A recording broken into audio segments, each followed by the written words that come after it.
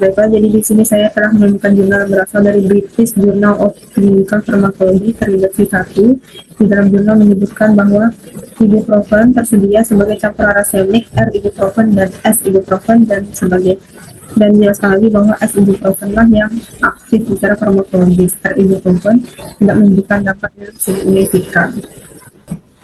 Nah, ini merupakan salah satu bentuk enantiomer, yaitu salah satu bagian dari isomerisme.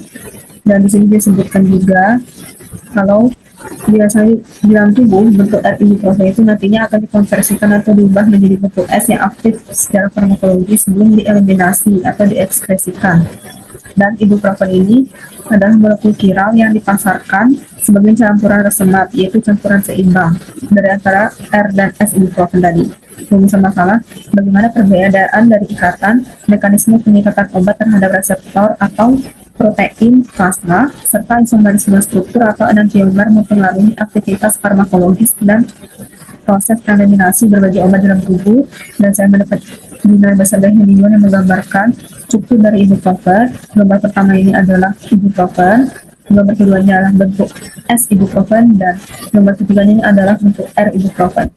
Nah, dijelaskan di jurnal berasal dari Journal of Structural Biology terindeks ke-1 yang menjelaskan jadi kan ibuprofen itu bersifat antiinflamasi. Nah, sifat antiinflamasi dan analgesia ibuprofen ini berasal dari penghambatan enzim COX2. Nah, juga di hasil di jurnal menunjukkan bahwa S isomer itu memiliki afinitas yang tinggi terhadap COX2 daripada bentuk R di ibuprofen.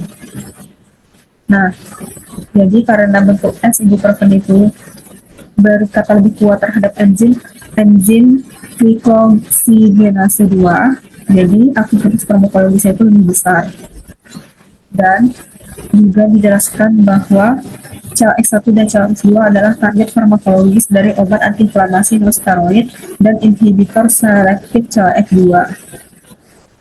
COX2 itu berperan dalam pembentukan prostaglandin dan memicu nyeri peradangan. Jadi, S-ibuprofen tadi menghambat COX2 yang artinya menghambat produksi prostaglandin dan artinya nyeri dan inflamasi itu berkurang. Disebutkan lagi yang jurnal yang berasal dari International Journal of Pharmacy and Biological Science terindeks ke-1 menyebutkan bahwa pengikatan intrinsik R ibuprofen lebih besar pada S ibuprofen dan sanksi yang tidak terikat lebih besar untuk enantiomer S ibuprofen dalam bentuk enantiomer R ibuprofen. Jadi afinitas intrinsik itu di dalam darah itu ada protein sebagai pengangkut, dan R itu mempunyai daya lekat yang lebih kuat terhadap protein tersebut daripada bentuk S, dan akibatnya bentuk R itu tidak aktif secara farmakologis karena dia lebih terikat tadi. Bentuk S tidak terikat artinya dia bisa lebih aktif secara farmakologis untuk meredakan nyeri tadi. Dan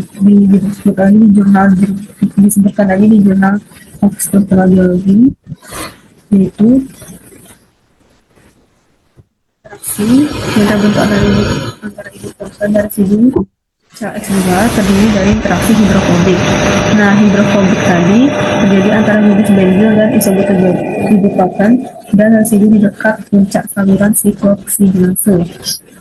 Nah, struktur kristal ini menunjukkan bahwa faktor penentu utama peningkatan ibuprofen ke COX2 adalah interaksi hidrofilik antara ARG 120 dan TR 355 di pintu masuk saluran siklooksidinase.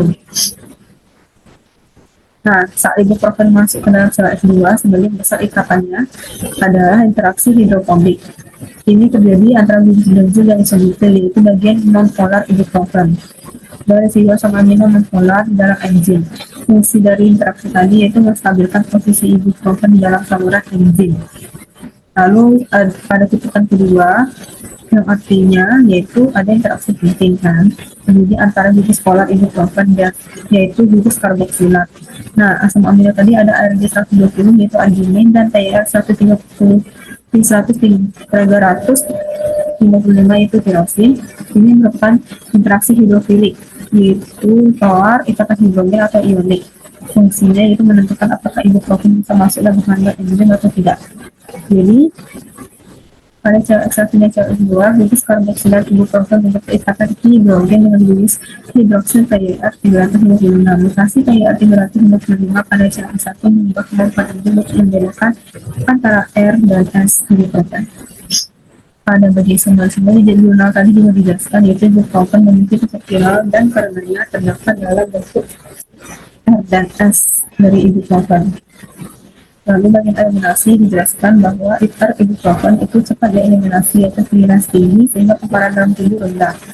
Artinya kontribusi efek obatnya kecil. Jadi pada jurnal tadi disebutkan clearance R ibuprofen ditemukan tinggi dibandingkan clearance S ibuprofen sehingga menghasilkan kontribusi R ibuprofen yang rendah. Istilah CLS yaitu clearance S ibuprofen yaitu laju pemeriksaan S ibuprofen dalam darah.